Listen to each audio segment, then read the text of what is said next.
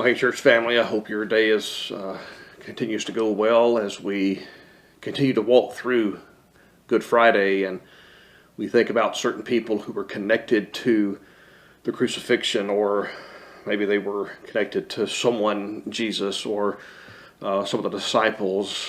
We're trying just to learn a few things from them as we think about this day and its significance. I want us to think for a few moments about an individual who, well, after I read the text, I think you'll see he was forced into participation on this day. He's not a man who's looking for trouble. He's not a man who's looking to get involved, but he does. His name is Simon, Simon of Cyrene. And let me just read to you from Luke chapter 23, as it helps us to understand Simon's involvement. Verse 26 makes this statement. Again, one verse that mentions this man. Luke 23, verse 26.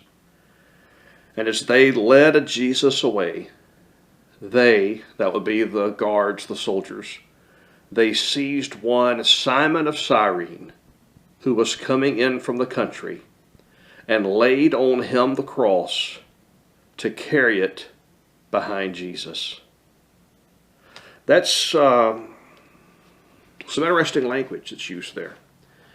It says that they seized one, Simon of Cyrene. That is, they went into the crowd. They didn't ask for volunteers.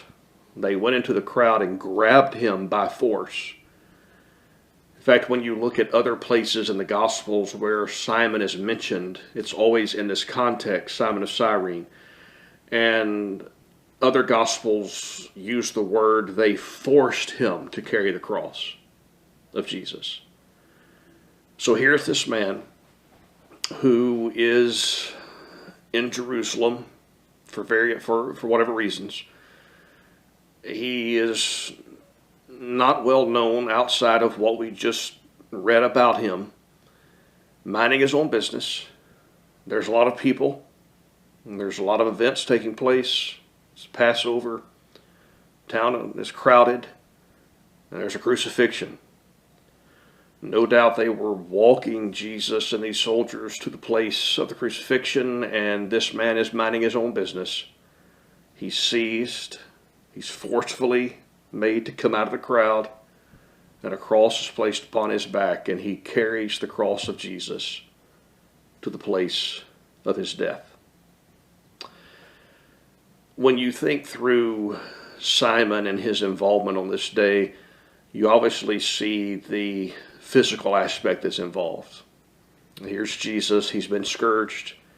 He has been beaten literally to a bloody pulp. He has no strength.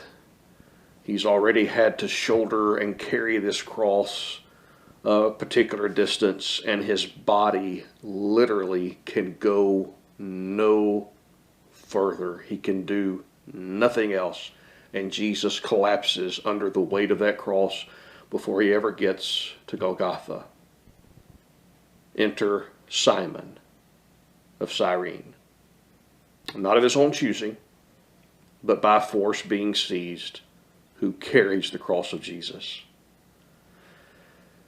What do we learn from this? You would think one verse about one man who's really unknown carrying a cross wouldn't speak to us so much. And granted, it doesn't really have a lot to do with our lives today if we want to go out and physically tote around crosses. But I think that we can learn something spiritual from this physical act.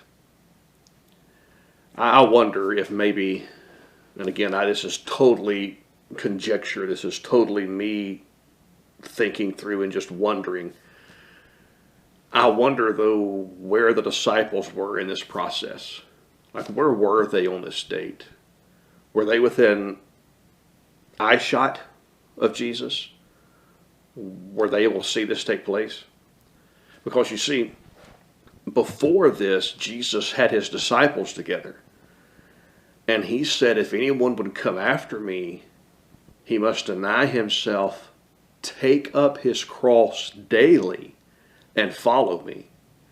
Jesus said that in more than one context.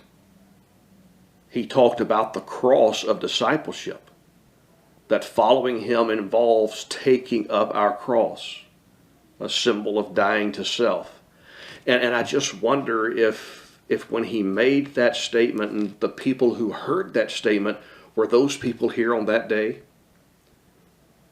And if so, when they saw Simon pick up this cross or have this cross placed upon him, did it click in their head?